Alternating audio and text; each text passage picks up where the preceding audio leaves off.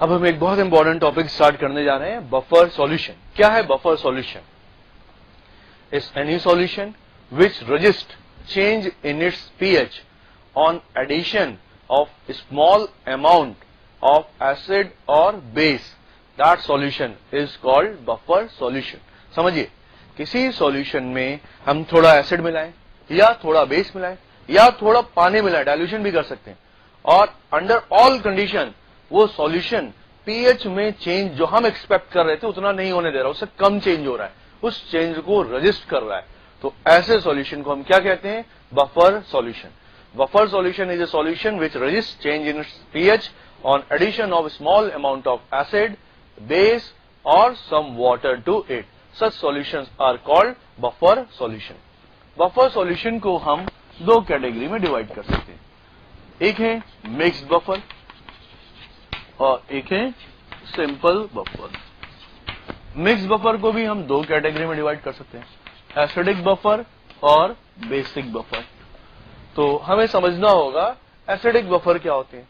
Acidic buffer ऐसे buffer solution होते हैं जिसमें हमारे पास वीक एसिड और conjugate base of weak acid होता है। For example, we have acetic acid and we have acetate ion. Acetate ion may be in the form of sodium salt or may be in the form of calcium salt or may be in the form of potassium salt, किसी भी form से आना चाहिए। Acetic acid weak acid और उसका conjugate base acetate ion, और we may have HCN weak acid और उसका conjugate base cyanide ion, weak acid HCN और उसका conjugate base cyanide ion. Basic buffer क्या होंगे? In the basic buffer we have weak base and we have conjugate acid of same weak base and conjugate acid of same weak base. For example, we have weak base ammonia and the conjugate acid of ammonia is what? Ammonium. Ammonia in water, ammonium hydroxide. So ammonia or ammonium hydroxide and ammonium. Now ammonium may be from ammonium sulfate or it may be from ammonium chloride.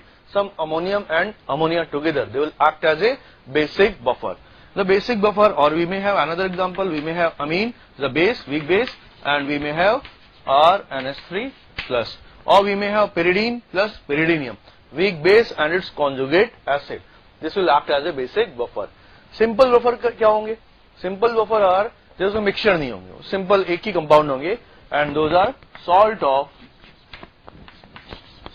of weak acid and weak base. They act as a simple buffer. Salt of weak acid and weak base act as a simple buffer.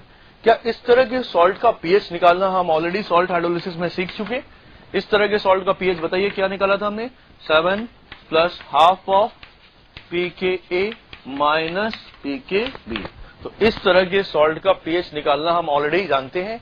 तो अभी हमें focus करना है किस पर? Acidic buffer और basic buffer. किसी एक बफर को समझेंगे तो दूसरा अपने आप समझ में आ जाएगा। तो put the heading acidic buffer. अब सब हेडिंग डालेंगे क्या? Acidic buffer. Put the heading acidic buffer. Now we are going to study acidic buffer. क्या है एसिडिक बफर? देखते हैं। इन द एसिडिक बफर हमारे पास एक वीक एसिड होगा और उस वीक एसिड का कॉन्जुगेट बेस होगा। इस वीक एसिड के कॉन्जुगेट बेस में जब हम मिक्सचर में, सॉल्यूशन में कोई एसिड, बेस या वाटर मिलाएंगे तो वो बफर एक्शन के कारण उसे काउंटर करेगा। कैसे? देखते हैं। एक सिंपल सा एग्जांपल लेते हैं। सपोज करिए हमारे पास सोडियम एसिटेट है। सोडियम एसिटेट स्ट्रॉन्ग इलेक्ट्रोलाइट है, डिसोसिएट होकर क्या देगा? एसिटेट आयन और सोडियम आयन। और हमारे पास एसिटिक एसिड है।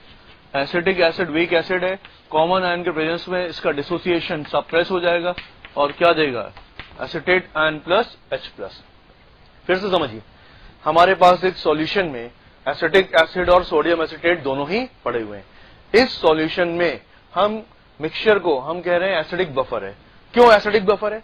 इसमें आप एसिड मिलाकर देखिए, बेस मिलाकर देखिए, वाटर मिलाकर देखिए, ये हर तरह से आपके चेंज को, आपके इफेक्ट को काउंटर करेगा। कैसे काउंटर करेगा? Let me elaborate.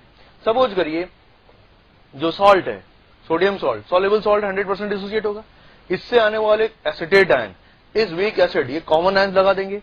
Common ion effect के कारण इस वीक एसिड का इक्विलिब्रियम किधर शिफ्ट हो जाएगा? लेफ्ट। तो वीक एसिड तो लेफ्ट में पड़ा रहेगा, जबकि सॉल्युबल सॉल्ट पूरा राइट में डिसोसिएट होकर चला गया। अब हम इसके अंदर सपोज करिए एसिड डाल रहे हैं, H+ डाल रहे हैं। अगर हम इसमें H प्लस डालेंगे तो क्या ये इक्विलिब्रियम पीछे चली जाएगी? पीछे आने के लिए एसीटेट आयन कहां से आएंगे? एसीटेट आयन यहां से तो ज्यादा नहीं आए, तो एसीटेट आयन कौन से यूज हो जाएंगे? एसीटेट आयन ये यूज हो जाएंगे। तो अगर हम H प्लस ऐड करेंगे, अगर हम H प्लस ऐड करेंगे इसमें, तो H प्लस ऐड करने पर ये एसीटेट आयन इस H प्लस के साथ इस इक्विलिब्रियम को क्या पीछे ले जाएंगे? Got is point? तो हमने H प्लस को बढ़ाने की कोशिश करी बाय एडिंग एसिड। क्या सॉल्यूशन ने उस H प्लस को अरेस्ट कर लिया, उसको कम कर दिया? This is buffer action. पर हाँ, बफर एक्शन सिर्फ एसिड के लिए नहीं, बेस के लिए भी और वाटर के लिए भी होना चाहिए। तो देखते हैं, अब इसमें हम बेस डालते हैं तो क्या होगा? अगर हम इसमें बेस डालेंगे तो हाइड्रोक्साइड आयन इस H प्लस के साथ कंबाइन करेंगे और क्या बनाने लगेंगे? वाटर। और वाटर बनाने से क्या सॉल्यूशन का H प्लस कम होने लगेगा? वेल, जितना कम होना चाहिए उतना कम नहीं होगा। क्यों नहीं होगा? क्योंकि ये इक्विलिब्रियम क्या अब इस केस में फॉरवर्ड शिफ्ट हो जाएगी। भाई एसिड डालने पर इक्विलिब्रियम पीछे गई थी, एसिड डालने पर इक्विलिब्रियम पीछे गई थी, तो बेस मिलाने पर ये H प्लस रिएक्ट कर जाएगा, तो प्रोडक्ट्स के जाने से इक्विलिब्रियम फॉरवर्ड शिफ्ट होगी तो वापस H प्लस जनरेट होने लगेगा। तो क्या इसने हमारी चेंज को काउंटर किया? बिल्कुल काउंटर किया। अब थर्ड केस, वाटर डालकर देखते हैं। वाटर डालेंगे तो क्या होगा? कॉमन सेंस कहता है कि H plus concentration is equal to number of moles of H plus upon volume होता है। वाटर डालने पर क्या होगा? वाटर डालने पर क्या वॉल्यूम के बढ़ने से H प्लस कॉन्सेंट्रेशन में फॉल होना चाहिए। ऐसा हमने कुछ एक्सपेक्ट किया था कि वॉल्यूम को डबल करेंगे H प्लस हाफ हो जाएगा, पर जितना फॉल हमने एक्सपेक्ट किया था उतना फॉल नहीं हुआ, थोड़ा ही फॉल हुआ। अगर हम वाटर, फिर से रिपीट कर रहा हूं, अगर हम इस सॉल्यूशन में वाटर ऐड करते हैं, से मान लेते हैं ऑल ऑफ सडन हमने वॉल्यूम को डबल कर दिया। अगर वॉल्यूम डबल हुआ तो क्या H प्लस कॉन्सेंट्रेशन हाफ हो जाना चाहिए? ऐसा हमने एक्सपेक्ट किया था, पर हम देखते हैं H प्लस उतना फॉल नहीं हुआ। क्यों नहीं हुआ? क्योंकि हमने पढ़ा है ओस्टवाल्ड्स डाइल्यूशन लॉ। ओस्टवाल्ड्स डाइल्यूशन लॉ क्या कहता है? ओस्वाल्ड डाइल्यूशन लॉ कहता है कि डाइल्यूशन बढ़ाने से वीक एसिड का डिग्री ऑफ डिसोसिएशन बढ़ जाता है। ओस्वाल्ड डाइल्यूशन लॉ क्या कहता है? Alpha is equal to root of K by C. तो अगर हम सी को कम करेंगे तो वीक एसिड का अल्फा बढ़ेगा। तो अगर हम किसी वीक इलेक्ट्रोलाइट का सी कम करेंगे, डाइल्यूशन को बढ़ाएंगे, तो उसका डिग्री ऑफ डिसोसिएशन अल्फा बढ़ जाएगा, अल्फा वुड इंक्रीज। तो अगर हम जब इसमें पानी मिलाएंगे तो क्या कॉन्सेंट्रेशन को कम करेंगे? कॉन्सेंट्रेशन को कम करेंगे तो क्या अल्फा बढ़ेगा? अल्फा बढ़ेगा तो number of moles of H plus, acetic acid जो अनडिसोसिएटेड था वो डिसोसिएट होने लगा, तो क्या H प्लस के मोल्स भी बढ़ेंगे? H प्लस के मोल्स भी बढ़ गए, न्यूमरेटर भी बढ़ा, डिनोमिनेटर भी बढ़ा। न्यूमरेटर उतना नहीं बढ़ा, डिनोमिनेटर ज्यादा बढ़ा, तो ठीक है कॉन्सेंट्रेशन में फॉल हो जाएगा। बट एनीवे इस H प्लस के मोल्स बढ़ने से, अल्फा बढ़ने से क्या जितना फॉल हमने एक्सपेक्ट किया था उतना फॉल हुआ? नहीं हुआ। So this is what is buffer action, a solution which is capable of countering H plus addition, countering OH minus addition, countering water addition। आप कब सब करके देख लीजिए, इस सॉल्यूशन के पीएच में कोई बहुत ज्यादा चेंज नहीं होगा, थोड़ा चेंज जरूर होगा पर बहुत ज्यादा चेंज नहीं होगा। This is what is called buffer action. अब अगला टॉपिक है इस एसिडिक बफर की पीएच कैसे निकाली जाए। इस एसिडिक बफर को पीएच हमें कैलकुलेट करना है। How to calculate the pH of acidic buffer. तो एसिडिक बफर का पीएच निकालना बहुत सिंपल है। इसके लिए हम एक इक्वेशन यूज करते हैं, that is called Henderson Hasselbalch equation. तो पीएच कैलकुलेशन के लिए हम एक हेंडरसन इक्वेशन यूज करते हैं। We use the Henderson equation देखिए क्या है। हमारे पास सपोज करिए सॉल्ट सोडियम एसिटेट का कॉन्सेंट्रेशन S मोल्स पर लीटर है। सॉल्ट 100% डिसोसिएट होगा और क्या देगा? Acetate ion plus sodium ion. तो एसिटेट आयन का कॉन्सेंट्रेशन क्या हो जाएगा? S and sodium ion S। Weak acid भी थोड़ा बहुत डिसोसिएट होगा, ज्यादा नहीं, थोड़ा बहुत डिसोसिएट होगा, और इससे भी हमें क्या मिलेंगे? Acetate ion plus H plus.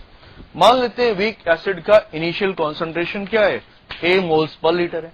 Suppose करिए वीक एसिड थोड़ा डिसोसिएट हुआ इक्विलिब्रियम पर, कितना डिसोसिएट हुआ हमें नहीं पता, ये ऑलरेडी S मोल्स पर लीटर है।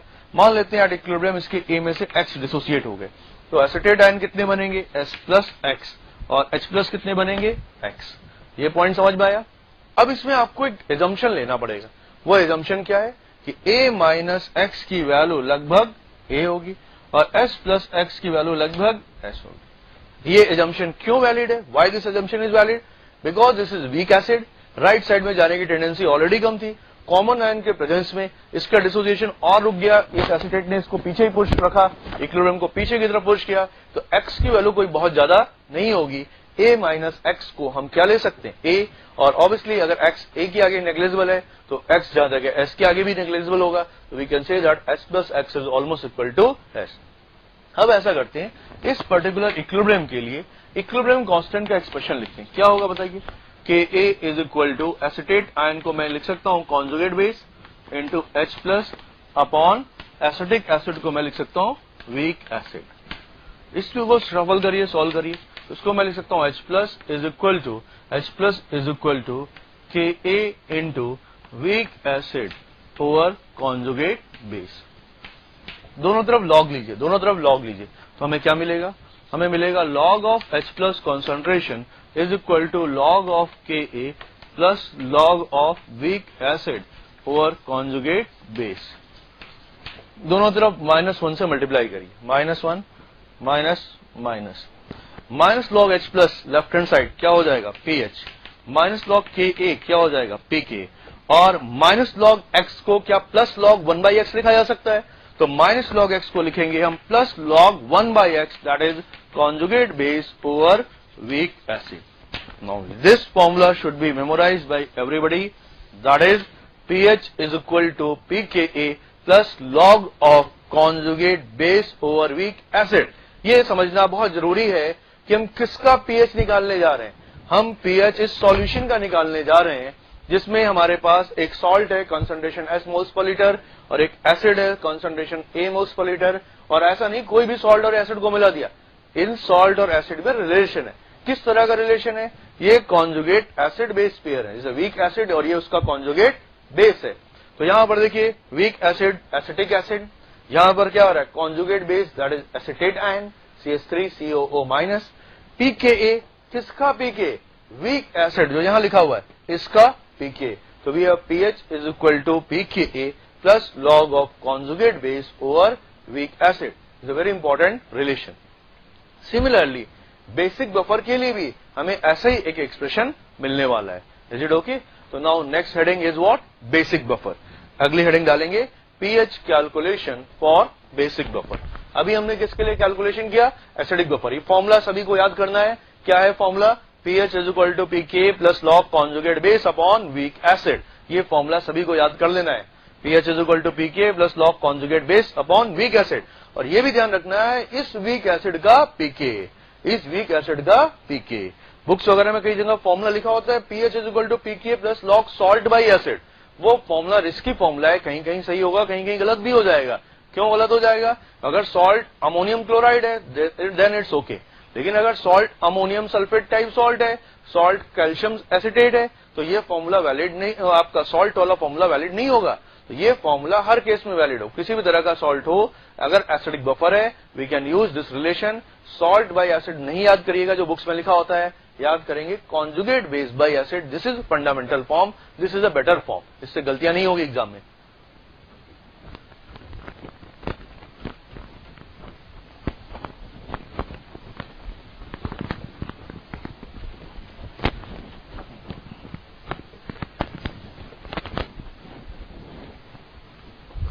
अगली हेडिंग डालेंगे आप pH calculation for basic buffer. PH calculation for basic buffer. PH calculation for basic buffer. Basic buffer का पीएच कैसे कैलकुलेट करेंगे? बहुत सिंपल है। हमारे पास एक सॉल्यूशन है अमोनियम क्लोराइड, S मोल्स पर लीटर है उसमें इनिशियली, और हमारे पास अमोनियम हाइड्रोक्साइड है, बेस से B मोल्स पर लीटर इनिशियली। तो क्या हम एज्यूम कर सकते हैं अमोनियम क्लोराइड 100% आयनाइज होगा? बिल्कुल। अमोनियम क्लोराइड स्ट्रॉन्ग इलेक्ट्रोलाइट है, इस 100% आयनाइज होगा। क्या देगा? Ammonium and chloride. तो इससे आपको अमोनियम कितने मिल जाएंगे? S मोल्स पर लीटर, क्लोराइड S मोल्स पर लीटर।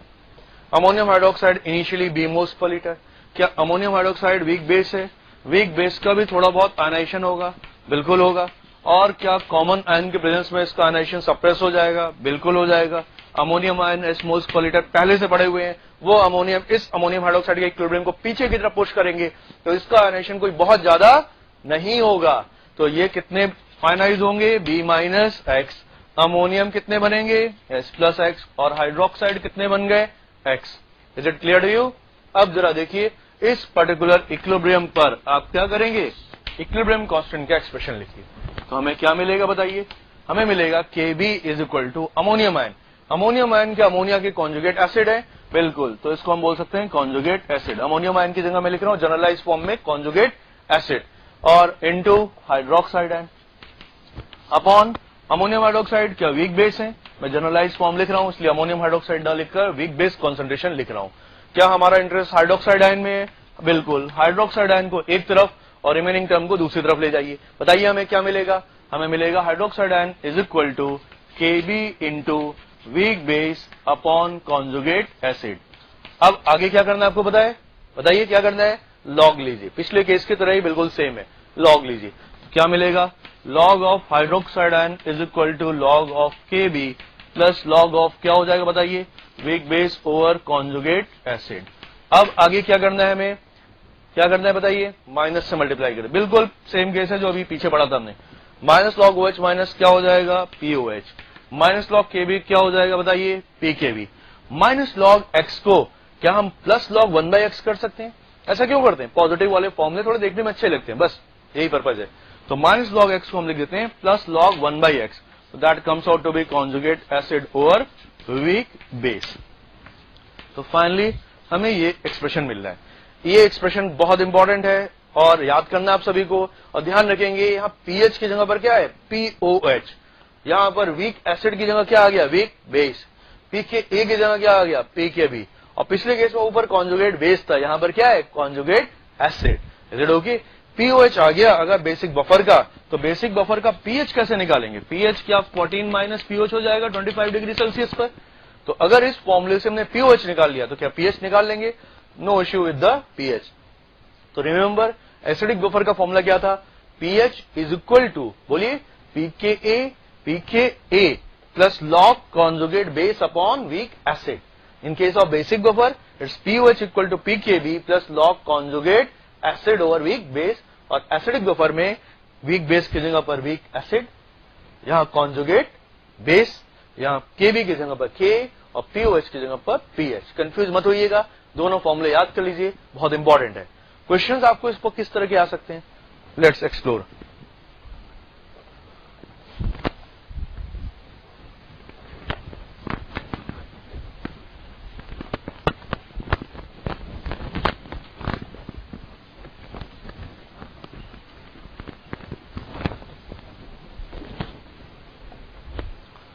क्वेश्चन आपको इस पर कैसे मिल सकते हैं? सिंपल सा क्वेश्चन देखते हैं। हमारे पास 10 ml 0.1 m एसिटिक एसिड का सॉल्यूशन है। Ka आपको मैं दे रहा हूं 2 × 10⁻⁵। Ka एसिटिक एसिड मैंने आपको दे दिया। इस सॉल्यूशन का हम टाइट्रेशन कराने जा रहे हैं, न्यूट्रलाइजेशन कराने जा रहे हैं against 0.1 m sodium hydroxide solution, against 0.1 m sodium hydroxide solution. मेरा क्वेश्चन आपसे, calculate pH of solution at first part, at initial भी कैलकुलेट कर सकते हैं। B part half of equivalence point, half of equivalence point, and the C part 3/4 of equivalence point। 3 part है इस question के। पहला पार्ट है 10 ml 0.1 m acetic acid solution है with given K, we are going to neutralise it against 0.1 m sodium hydroxide, asking you what will be the pH of the solution when no base is added. Initial pH क्या होगा? तो क्या ये buffer का question है? नहीं। क्या ये सॉल्ट का क्वेश्चन है? नहीं। इनिशियली क्या है? Weak acid. और क्या वीक एसिड का pH का फॉर्मूला आप सभी को याद है?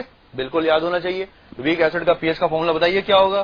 PH is equal to half of pKa minus log of C। क्या वीक एसिड का पीएच हम इस फॉर्मूले से निकालते थे। सॉल्व करिए क्या हो जाएगा। हाफ ऑफ pKa क्या हो जाएगा 5 minus log 2 4.7 and minus log C इस केस में क्या आपका -1 हो जाएगा, माइनस माइनस प्लस 1 हो जाएगा 5.7/2। तो पीएच कितना आ गया 5.7/2। 5.7/2 इज 2.85। 2.85। तो पहले पार्ट का आंसर आ गया। पीएच की वैल्यू क्या होगी 2.85। PH would be 2.85।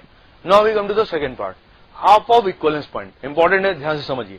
Half of equivalence point का मतलब क्या है। हाफ ऑफ इक्विवेलेंस पॉइंट का मतलब ये है कि अगर एसिटिक एसिड के हमारे पास A इक्विवेलेंट्स हैं तो हमने बेस के A/2 इक्विवेलेंट्स डाल दिए। अगर एसिड के A इक्विवेलेंट्स हैं तो बेस के हमने कितने डाल दिए A/2। अब क्या होगा हाफ इक्विवेलेंस पॉइंट का मतलब न्यूट्रलाइजेशन होगा। क्या weak acid strong base reaction irreversible reaction होगी, गोज टू कंप्लीशन, ऐसी कोई रिएक्शन होगी। रिएक्शन इरिवर्सिबल होगी, कंप्लीशन को जाएगी। स्ट्रॉन्ग बेस फिनिश हो जाएगा। वीक एसिड कितना बचेगा A/2। सॉल्ट कितना बन जाएगा A/2। वाटर एक्सेस में उसके थोड़ा बढ़ जाने से कोई फर्क नहीं पड़ता, वाटर को काउंट नहीं करेंगे। अब बताइए हमें क्या मिला, वीक एसिड और उसका कॉन्जुगेट बेस। वीक एसिड और उसका कॉन्जुगेट बेस क्या होता है बताइए। क्या ये बफर सॉल्यूशन हो गया और क्या ये एसिडिक बफर बन रहा है। एसिडिक बफर का पीएच कैसे निकालेंगे, pKa plus log of conjugate base over weak acid. क्या ये फॉर्मूला ये भी हमने देखा था, अप्लाई करिए। pKa क्या होगा 4.7 प्लस लॉग ऑफ क्या हो जाएगा कॉन्जुगेट बेस बताइए A/2 दिस वन, और वीक एसिड क्या है A/2। लॉग 1 क्या होता है 0।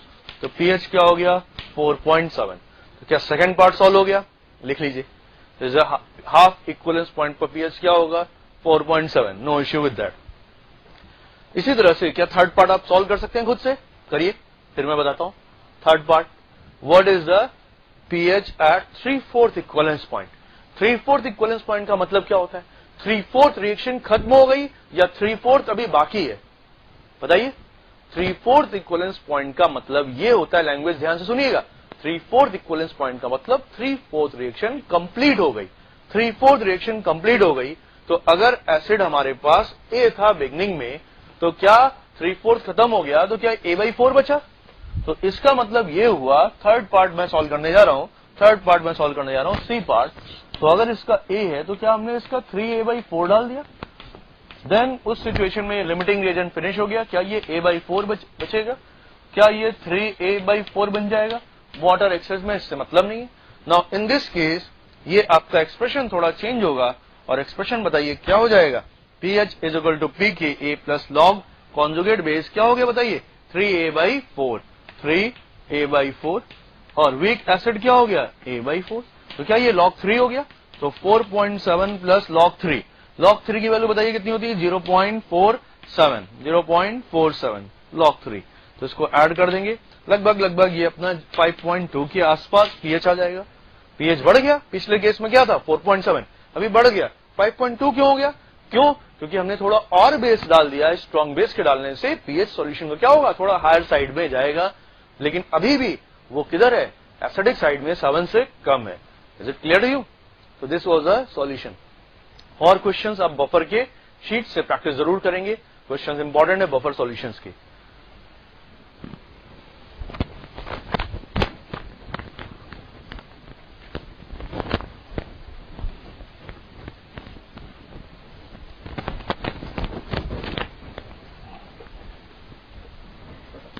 कुछ और टर्म्स हमें समझने हैं बफर सॉल्यूशन में। एक टर्म आता है बफर रेंज, दूसरा टर्म आता है बफर कैपेसिटी।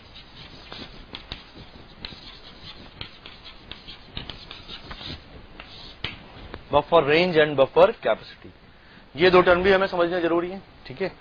बफर रेंज देखिए क्या होता है, what is buffer range.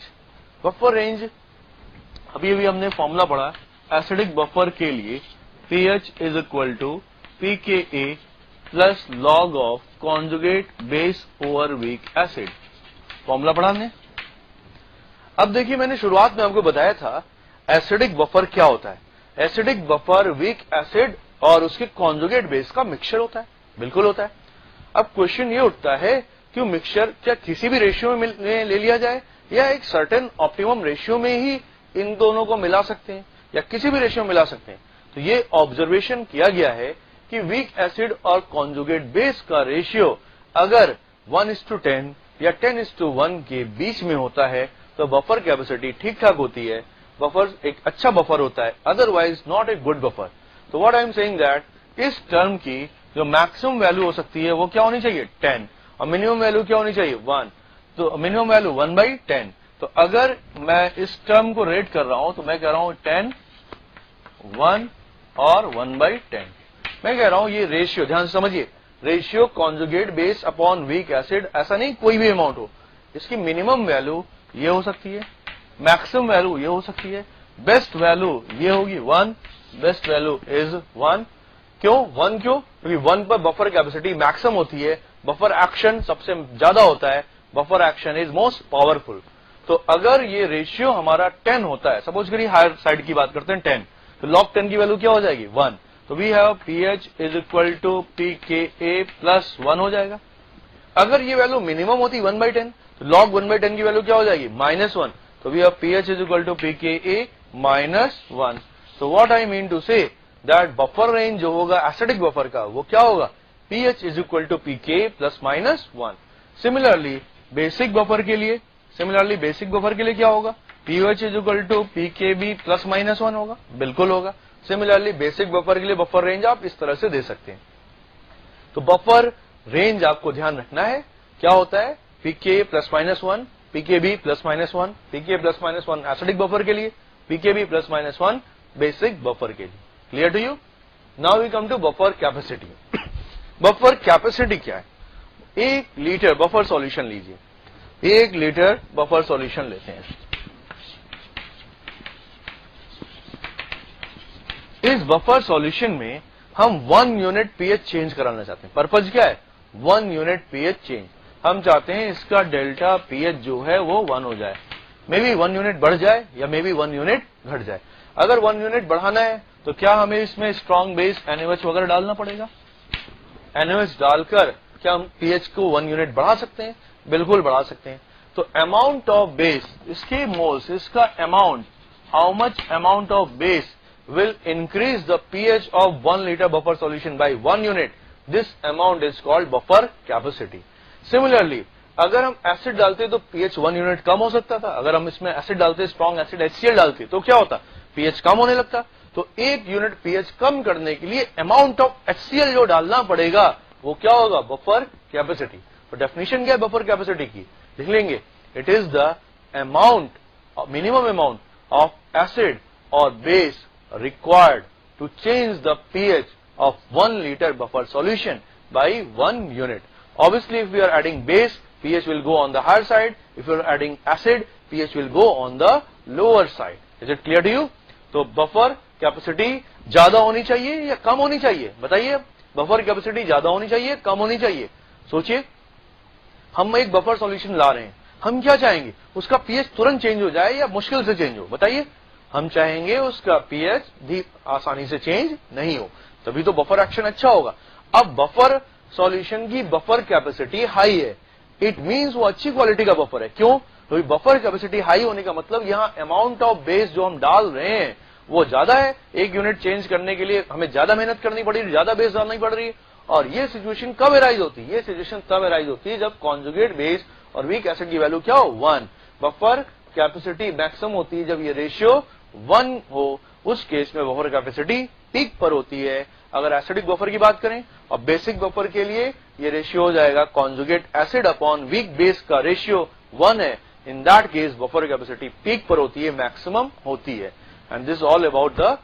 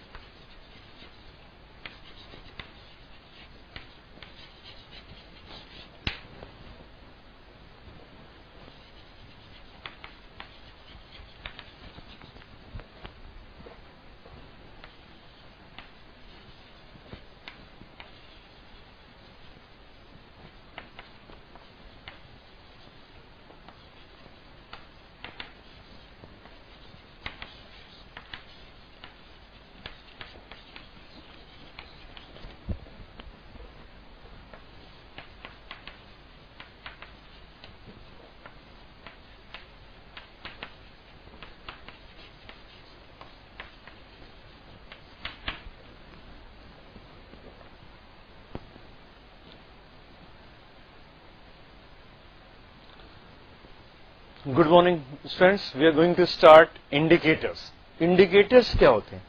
First of all हमें पता होना चाहिए, जब हम टाइट्रेशन कराते हैं, हम किसी एसिड को किसी बेस से टाइट्रेट कराते हैं या हम कोई रिएक्शन करा रहे हैं ए और बी की, तो हम एंड पॉइंट जानना चाहते हैं कि रिएक्शन कंप्लीट हुई या नहीं। We want to know the end point, we want to know the equivalence point. तो एंड पॉइंट एस्टैब्लिश कैसे करते हैं? तो आप सबने लैब में एक्सपेरिमेंट्स किए होंगे, जहां पर याद करिए आप एसिड में बेस मिलाते थे, जैसे ही कलर चेंज होता था तो आप कहते थे कि एंड पॉइंट आ गया। तो कलर चेंज कौन करता था? एसिड तो कलरलेस है, बेस जो आप उसमें डाल रहे हैं वो भी कलरलेस है। तो क्या एसिड में बेस आप मिलाएंगे तो क्या कोई कलर चेंज होगा? नहीं। तो क्या उसमें आप याद करिए, स्कूलों में लैब में जब आप टाइट्रेशन करते थे तो क्या एक ड्रॉप फेनोफ्थलीन या एक ड्रॉप मिथाइल ऑरेंज डालते थे? तो क्या थी ये फेनोफ्थलीन, क्या थी मिथाइल ऑरेंज, इनका पर्पज क्या है, क्यों डालते हैं, क्या ऑब्जेक्टिव क्या है? समझिएगा ध्यान से। First of all we should know that indicators are either weak organic acid or weak organic base having different color of ionized and unionized part. Indicators या तो weak organic acids होंगे या weak organic base होंगे, और इनमें ionized part और unionized part का colour क्या होगा? डिफरेंट होगा। जैसे फॉर एग्जाम्पल हमारे पास एक इंडिकेटर है HPH, फिनोफ्थलीन। फिनोफ्थलीन एक एसिड इंडिकेटर है। एसिड इंडिकेटर फिनोफ्थलीन जब आयनाइज होगा तो क्या देगा? H प्लस देगा, और क्या देगा? pH माइनस देगा। H प्लस और pH माइनस। pH माइनस का कलर कैसा होता है? पिंक। और H प्लस HPH क्या है? कलरलेस। This is colourless. तो देखिए ध्यान से समझिए, this indicator, this acid indicator has phenolphthalein, this pH minus has a colour pink and this HPH is colourless. तो we are talking about the Ostwald theory. हम यहाँ पर इंडिकेटर की ओस्वाल्ड थ्योरी को पढ़ रहे हैं। तो ये न्यूमेरिकल्स जो हमें मिलेगा जेई में, वो किस पर मिलेगा? ओस्वाल्ड थ्योरी पर ही मिलेगा। तो क्या है Oswald theory of indicators? Oswald theory of indicator कहती है कि इंडिकेटर्स या तो वीक ऑर्गेनिक एसिड्स होंगे या वीक ऑर्गेनिक बेस होंगे। अगर वो वीक ऑर्गेनिक एसिड होंगे तो उनमें आयनाइज पार्ट का कलर और अनआयनाइज पार्ट का कलर डिफरेंट होगा, जैसा कि फिनोफ्थलीन के केस में होता है, pH माइनस पिंक और HPH कलरलेस।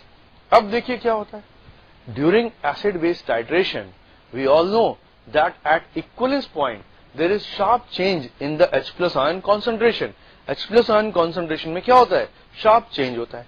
तो अगर H प्लस आयन एकदम से कम हो गया तो इक्विलिब्रियम किधर जाएगी? बताइए, H प्लस के कम करने से इक्विलिब्रियम किधर जाएगी? आगे जाएगी। तो क्या कलर पिंक हो जाएगा?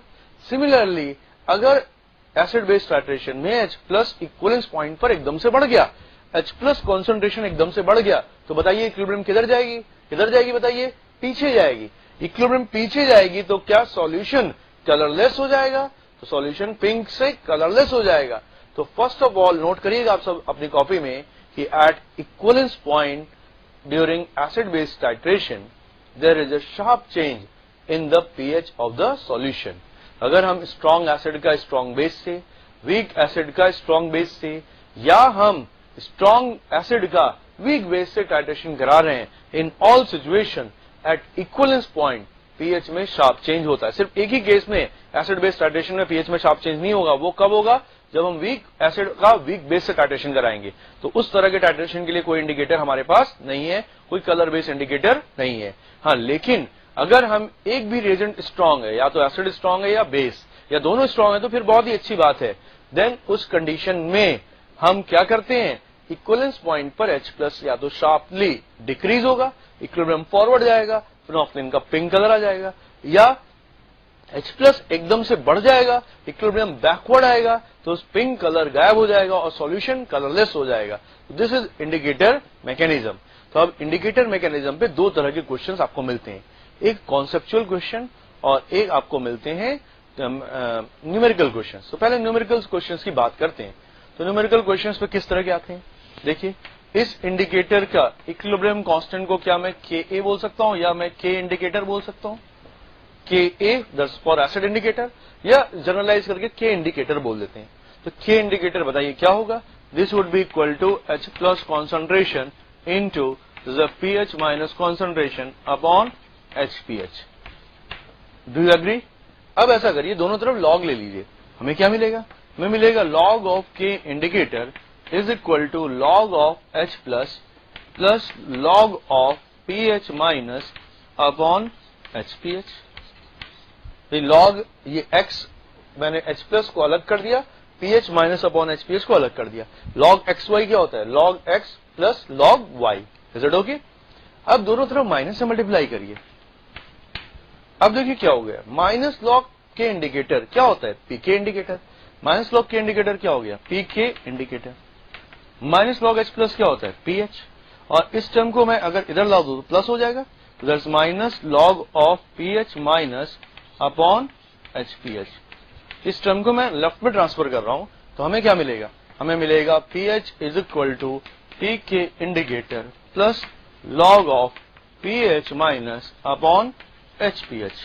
तो किसी भी एसिड इंडिकेटर के लिए अगर हम इसको जनरलाइज कर दें तो मैं pH माइनस की जगह पर लिख सकता हूं ion minus, that is negative conjugate base, और HPH की जगह मैं लिख सकता हूं HIN। तो मैं इसे जनरलाइज करके अगर बोलूं तो मैं बोल सकता हूं pH is equal to PKIN plus log of pH minus upon HPH की जगह पर हम लिख सकते हैं जनरलाइज फॉर्म में ion minus upon HIN। Is it clear to you? अब क्वेश्चंस कैसे आते हैं? क्वेश्चंस आपको एक क्वेश्चन जैसे आपको ऐसे भी मिलते हैं, मुझे रेशियो दे दिया जाता है 50-50, दोनों बराबर हैं। एक सॉल्यूशन में pH माइनस और HPH बराबर हैं और सॉल्यूशन का pH 2 है, पीके इंडिकेटर बताइए। सिंपल सा क्वेश्चन है, कर सकते हैं? एक सुनिए ध्यान से व्हाट आई एम सेइंग। मैं कह रहा हूं एक सॉल्यूशन है जिसका pH 2 है और उस सॉल्यूशन में आपके HIN और IN माइनस 50-50% है, ये भी 50% और ये भी 50%, और पी के इंडिकेटर बताइए क्या होगा? ये क्वेश्चन है, कैसे सॉल्व करेंगे? इस फॉर्म को यूज कर लीजिए। पी के इंडिकेटर पूछा गया है, लॉग में ये ratio ion minus upon HIN equal है, तो log 1 क्या होगा? 0। ये टर्म तो गायब हो गया, तो क्या pH is equal to PKIN? तो इस तरह के केस में pH क्या हो गया? PKIN। तो PKIN की वैल्यू क्या हो गई? 2 हो गई। एग्री कर रहे हैं? इसी क्वेश्चन को दोबारा सॉल्व करिए। ऐसा करता हूं, अब मैं pH को 3 कर देता हूं, pH इज 3, और अब मैं आपको पीके इंडिकेटर भी मैंने आपको दे दिया 2, पीके इंडिकेटर भी मैंने आपको दे दिया 2, और मैं आपसे कह रहा हूं कि बताइए HIN कितने परसेंट है और IN माइनस कितने परसेंट है? इनका परसेंटेज बताइए। इसके परसेंटेज क्या होंगे, इसके परसेंटेज क्या होंगे? नया क्वेश्चन। पिछला क्वेश्चन तो समझ में आ गया आपको, अब नया क्वेश्चन करिए, वेरिएशन। अब देखिए इसको कैसे सॉल्व करेंगे। पीएच की वैल्यू क्या दी गई है आपको? 3 दी गई है। पीके इंडिकेटर आपको क्या दिया गया है? 2 दिया गया है। पीके इंडिकेटर क्या दिया गया है? 2 दिया गया है। तो 3 में से 2 माइनस हुआ, इधर क्या आ गया? 1। लॉग ऑफ समथिंग 1 है, तो समथिंग क्या होगा बताइए? लॉग ऑफ समथिंग इज 1, तो दैट समथिंग इज, बोलिए, 10। Something is 10। तो अगर 3 minus 2 1, 1 is log of ion minus upon HIN, तो we can say that this ratio is 10। Ratio 10 हो गया, means HIN giving H plus plus IN minus, ये 10 है और ये 1 है। IN माइनस अपॉन HIN 10 होगा, log 10 1 होता है, तो ये 10 है, ये 1 है। अब जरा सोचिए 10 IN माइनस आया कहां से होगा? क्या शुरू में ये 11 रहे होंगे? ये नहीं था, ये नहीं था। 11 में से 10 राइट में चलेगा, ये कितने बचे? 1। तो इसके 10 से इसके कितने बनेंगे? 10 बनेंगे। तो this suggest that HIN beginning में कितना रहा होगा? 11, और अभी कितना रह गया है? 1। तो परसेंटेज आयनाइजेशन कितना हुआ? परसेंटेज मैंने आपसे पूछा था, तो परसेंटेज आप कैसे निकालेंगे? परसेंटेज बताइए कैसे निकालेंगे? परसेंटेज ऑफ HIN कैसे निकालेंगे? Is 1 out of total 11 into 100, और IN minus out of 11, this is 10 by 11 into 100। Is it okay? तो IN माइनस का परसेंटेज देखिए ध्यान से कितना होगा, नोट कर लीजिएगा सभी, 10 बाई 11 इंटू 100, और HIN का परसेंटेज बताइए कितना होगा? 1 by 11 into 100%। Got is fine? तो इस तरह के क्वेश्चन आपको मिलेंगे एग्जाम में, ध्यान रखिएगा। फर्दर इंडिकेटर्स में आपको पूछा जाता है इंडिकेटर रेंज क्या है? What is the range of indicator? तो हेडिंग डालेंगे सभी कॉपी में, indicator range, range of indicator, range of indicator. Indicator range समझिए क्या है इंडिकेटर रेंज। तो आपने देखा था कि HIN और आयन माइनस के कलर डिफरेंट होते हैं, दैट्स वाई कलर चेंज होता था। Now we are talking about indicator range, let me explain.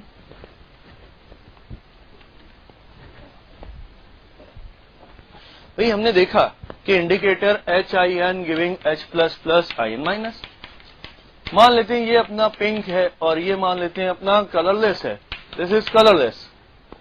अब आप बताइए सॉल्यूशन पिंक कब होगा, सॉल्यूशन कलरलेस कब होगा? तो एक्चुअल में मैथमेटिकली अगर बोला जाए तो हम कह सकते हैं कि अगर ratio ion minus upon HIN की वैल्यू 1:1 है तो we say that is point of colour change. लेकिन जब आप एक्सपेरिमेंट करते हैं तो हमारी आईज को कलर चेंज यहां से दिखने लग जाता है 1/10 और यहां तक रिजॉल्व करती है हमारी आईज 10:1। क्या मतलब है, समझिए ध्यान से। मैं ये कहने की कोशिश कर रहा हूं कि अगर आयन -1 और HIN 10 या उससे भी ज्यादा है तो रेशियो क्या 1/10 से कम होगा, तो इधर हमें HIN का कलर मिलेगा। फिर से सुनिए मैं क्या कह रहा हूं, ध्यान से सुनिए। मैं कह रहा हूं कि एक सॉल्यूशन में ये कलरलेस है और ये पिंक है। अगर मान लेते ये 1 है और ये 10 है या उससे भी ज्यादा है तो रेशियो क्या नीचे चला जाएगा। तो अगर ये 1 और ये 10 से ज्यादा तो कलर किसका डोमिनेट करता है, कलर किसका डोमिनेट करेगा, HIN का। सिमिलरली अगर ये अपना 1 है और ये 10 या 10 से ज्यादा है तो अब बताइए किसका कलर डोमिनेट करेगा, पूछने की जरूरत नहीं है आपको, आयन माइनस का कलर डोमिनेट करेगा। तो इधर क्या आयन माइनस का कलर डोमिनेट करेगा और इधर क्या HIN का कलर डोमिनेट करेगा। और क्या ये रेंज हो गया जहां पर कलर चेंज होगा, इस रेंज में कलर चेंज होगा। Mathematically we can say this point is point of colour change mathematically, लेकिन एक्सपेरिमेंटली बात करें तो हम इस जोन में कलर चेंज को रियलाइज करेंगे। याद करिए जब आप लैब में एक्सपेरिमेंट करते थे, एक ड्रॉप डाला, कलर आया, फिर गायब हो गया, फिर आया, गायब हो गया, बड़ा कंफ्यूजन होता है कि एंड पॉइंट आया नहीं आया। We are in this zone जहां हमारी आईज उस कलर चेंज को रिजॉल्व नहीं कर पा रही है। हमारी आईज तभी रिजॉल्व कर पाती है, हमारी आईज के कंफ्यूजन कभी क्लियर होता है जब ये रेशियो आइदर 1/10 से कम हो या 10:1 से ज्यादा हो।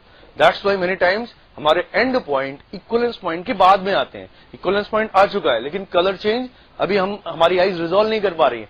दैट्स वाई एंड पॉइंट कई बार एक्सपेरिमेंटल पॉइंट बाद में आता है जबकि मैथमेटिकल इक्विवेलेंस पॉइंट पहले ही आ चुका है। लेकिन हाँ, न्यूमेरिकल सॉल्व करने में आप कभी इतना नहीं सोचेंगे। न्यूमेरिकल सॉल्व करने में आप एंड पॉइंट और इक्विवेलेंस पॉइंट को इंटरचेंजेबली यूज करेंगे, ध्यान रखिएगा। Now we come to next point. तो हम बात कर रहे थे इंडिकेटर रेंज की, क्या है range of indicator, what is the range of indicator. तो रेंज ऑफ इंडिकेटर क्या होगा, एक फॉर्मूला अभी भी हमने पढ़ा, pH = PKIN plus log of ion minus upon HIN।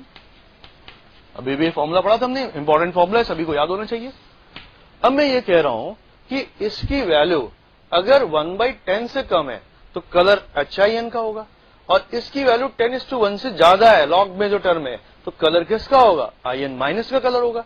तो से इसका वैल्यू मैं 1/10 रख रहा हूं मिनिमम, तो बताइए pH क्या हो जाएगा, PKIN प्लस log 1/10 की वैल्यू बोलिए क्या होगी, -1। लेकिन अगर इसकी अपर लिमिट रख दें तो अपर लिमिट बताइए क्या होगी, log 10। log 10 की वैल्यू क्या हो जाएगी, +1।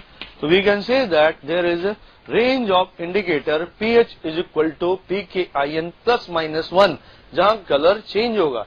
तो अगर मैं इसको pH स्केल पर बोलूं तो से this is pH of the solution and say this is PKIN, pH of the solution। PKIN suppose करिए किसी इंडिकेटर का 4 है, तो PKIN किसी इंडिकेटर का 4 है। This is pH 4, this is pH 3, this is pH 5। मान लीजिए इस इंडिकेटर का PKIN 4 है। अब इस इंडिकेटर को हमने एक ऐसे सॉल्यूशन में डाल दिया है इसका pH 3 से भी कम है, pH 3 से भी कम है, तो किसका कलर डोमिनेट करेगा, इस जोन में HIN का कलर डोमिनेट करेगा। लेकिन इस इंडिकेटर को जिसका PKIN 4 है उसको हमने डाल दिया एक ऐसे इंडिकेटर में जिसका pH 5 है, तो किसका कलर डोमिनेट करेगा बताइए, आयन माइनस का कलर डोमिनेट करेगा। और क्या इस जोन में या मैथमेटिकली pH = PKIN या +-1 is the zone where color is changing. Is it clear to you? pH range क्या होगा इंडिकेटर का? इंडिकेटर का रेंज क्या होगा? pH is equal to pKin plus minus 1. Remember.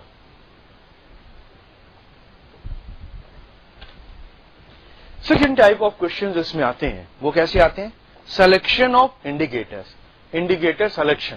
किसी कोई पर्टिकुलर टाइट्रेशन हम करने जा रहे हैं तो उसमें इंडिकेटर कैसे सिलेक्ट किया जाए? आप लैब में टाइट्रेशन करते हैं, strong acid strong base, week acid strong base या स्ट्रॉन्ग एसिड वीक बेस, तो आप क्या सोचकर इंडिकेटर सिलेक्ट करते हैं? मिथाइल ऑरेंज लिया जाए या फिनोफ्थिलीन लिया जाए, कौन सा इंडिकेटर लिया जाए? क्या सोच के आप सिलेक्शन करते हैं या कुछ भी सोच के ले लेते हैं? बताइए, समझते हैं।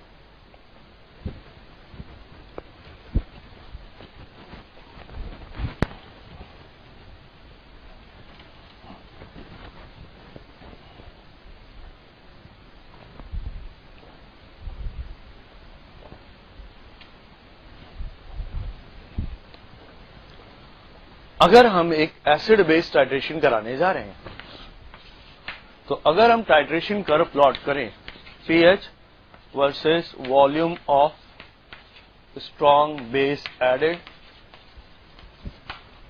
हमारे पास एक अननोन एसिड है HCl जिसकी नॉर्मेलिटी N1 पता करना है, V1 is known, strong base normality known. समझिएगा ध्यान से, हमारे पास स्ट्रॉन्ग एसिड का सॉल्यूशन है, उसकी नॉर्मेलिटी हम पता करना चाहते हैं।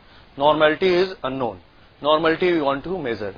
इसकी नॉर्मेलिटी पता करने के लिए हमने स्ट्रॉन्ग बेस यूज कर लिया, जिसकी नॉर्मेलिटी N हमें पता है, N2 is known to us, N2 is known to S.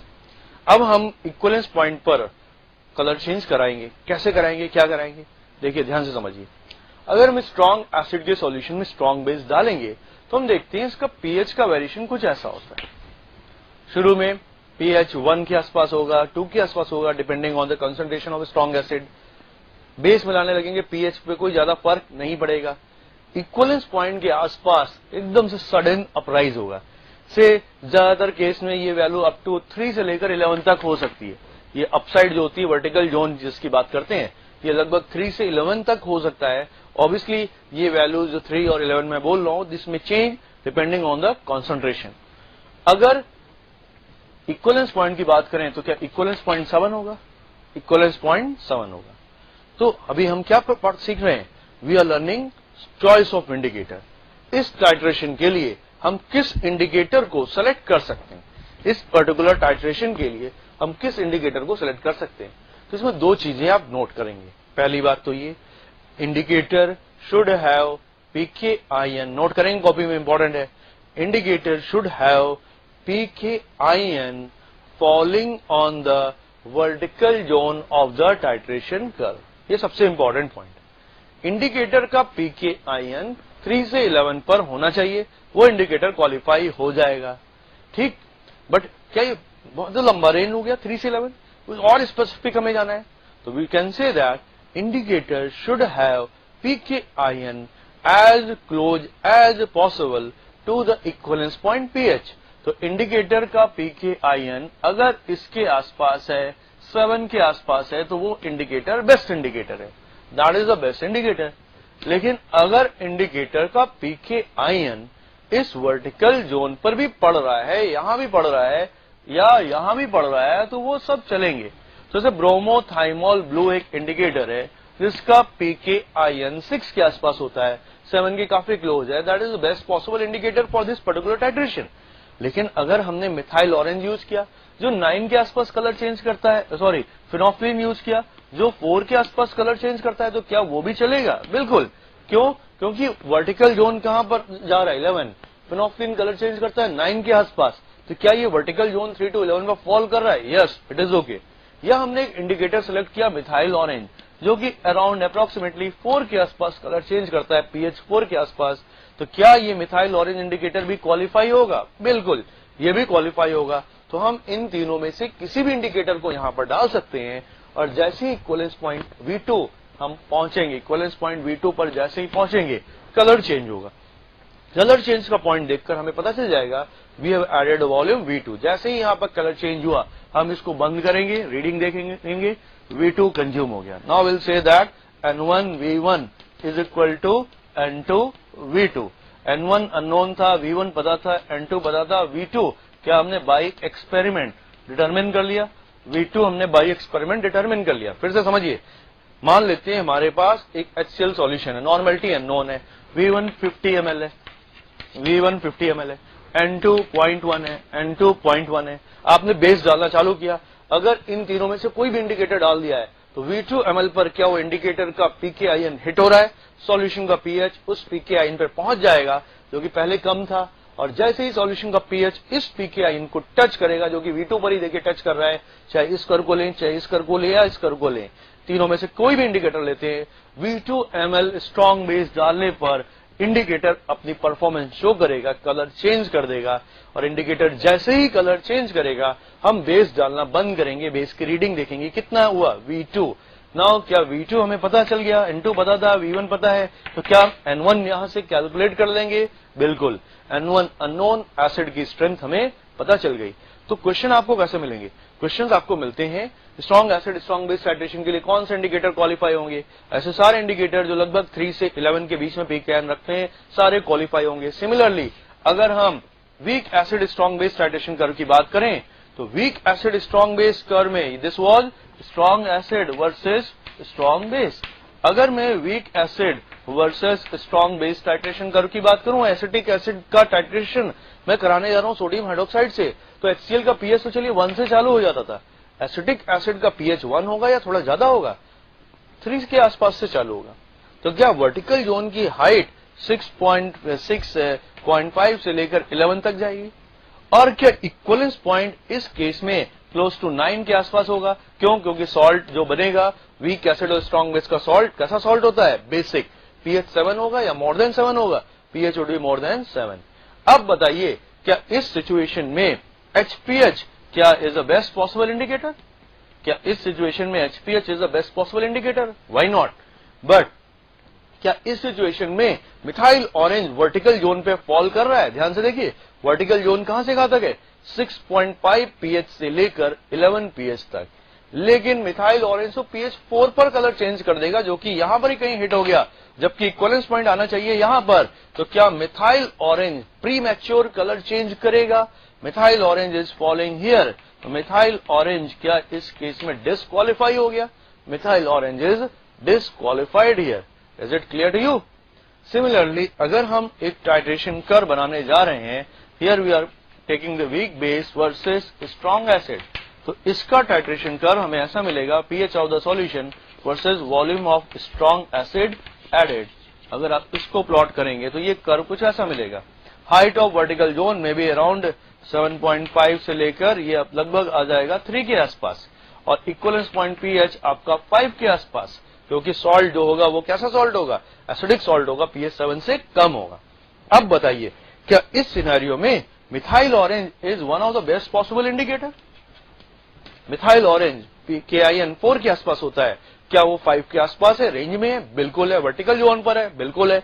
तो क्या मिथाइल ऑरेंज बेस्ट इंडिकेटर है? बिल्कुल।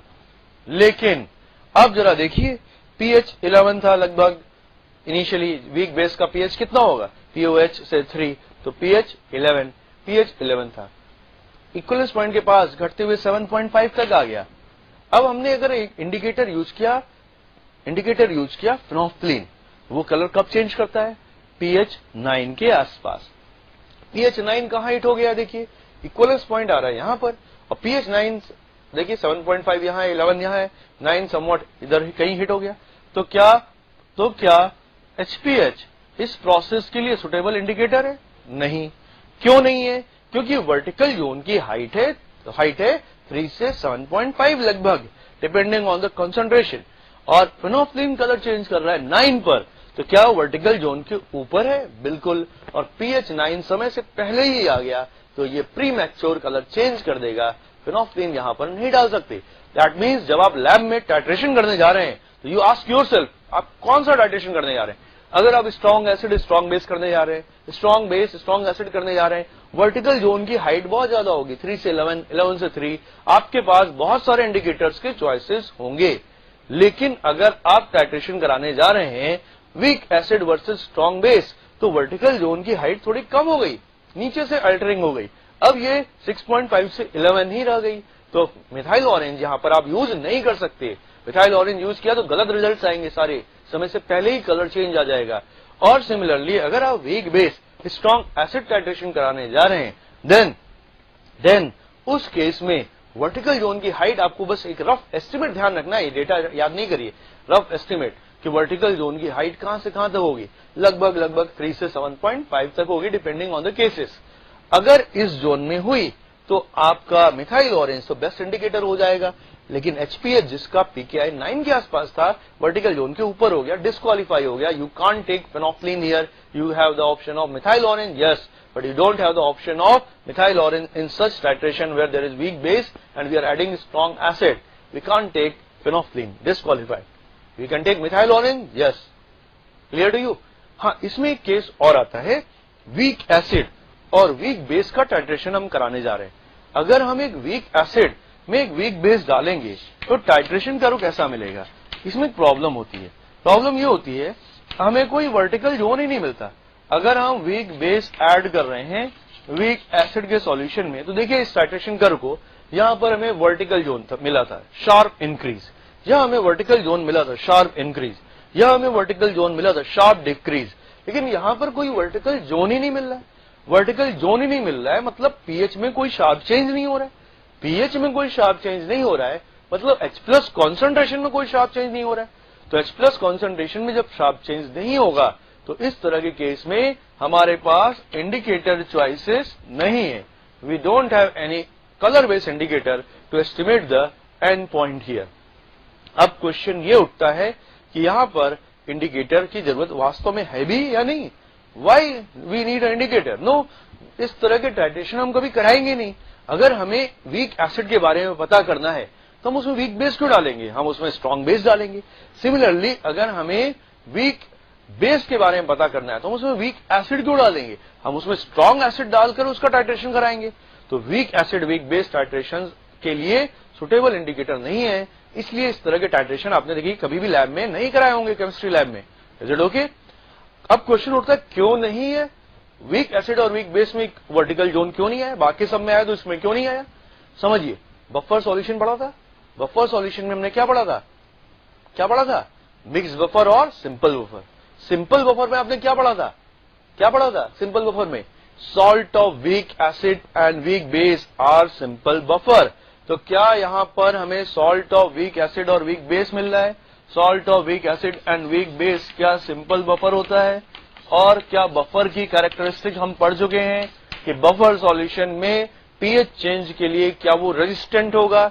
एक बफर में याद करिए, स्ट्रॉन्ग एसिड डालिए, स्ट्रॉन्ग बेस डालिए, पानी मिलाइए, क्या वो बफर एक्शन के कारण पीएच में ज्यादा चेंज होने देता है? नहीं, रेजिस्ट करता है।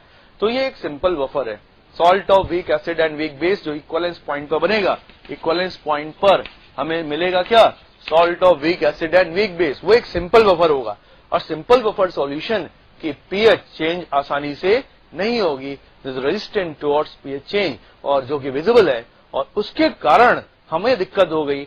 हम सुटेबल इंडिकेटर यहां पर कोई हमारे पास नहीं है, सुटेबल इंडिकेटर यूज नहीं कर सकते। There is no suitable indicator because there is no vertical zone. Why there is no vertical zone? Because the simple buffer action the resistant towards pH change.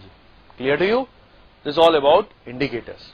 याद रखेंगे चॉइस ऑफ इंडिकेटर। दो बातें फिर से repeat कर रहा हूं, indicator vertical zone पर पड़ेगा तो बहुत अच्छी बात है, और अगर इक्वलेंस पॉइंट पीएच के आसपास इंडिकेटर का पीकेआईएन है तो और भी अच्छी बात है। क्लियर?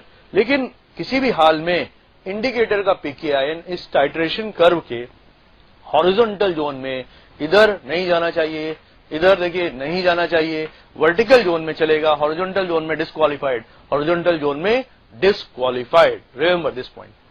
ओके?